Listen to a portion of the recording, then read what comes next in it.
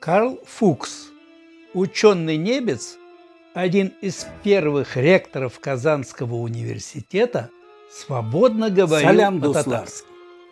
Готовится к печати вторая книга из серии «След татар» под названием «Лицо казанской национальности».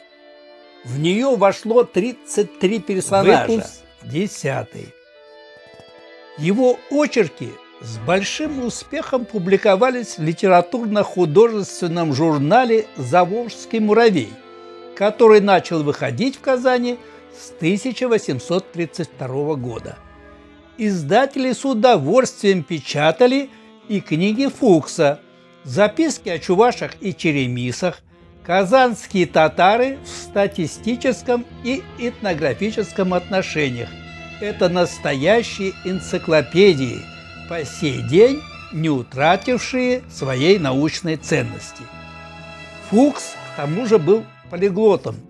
Мало того, что он свободно владел основными европейскими языками, в Петербурге он выучил русский, а в Казани – татарский и арабский. Последний был совершенно необходим для того, чтобы глубоко проникнуть в восточный мир. В XIX веке без знания арабского языка нельзя было постичь татарскую культуру, зиждевшуюся на мусульманском фундаменте, так же, как, скажем, нельзя было понять европейскую культуру без знания латыни. Между прочим, в XIX веке многие русские, проживающие в Казани, не в пример нашим временам, свободно изъяснялись по-татарски. Карл Фукс – первый врач, признанный казанскими татарами.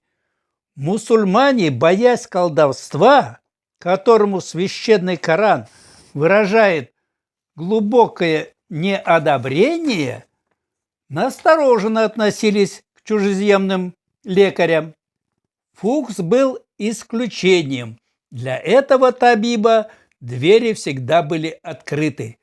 То ли знание татарского языка подкупало, то ли несомненный врачебный талант, а скорее всего то и другое вместе. Любопытно, что Фукс написал руководство по практической медицине и гигиене на татарском языке, тоже первое подобного рода.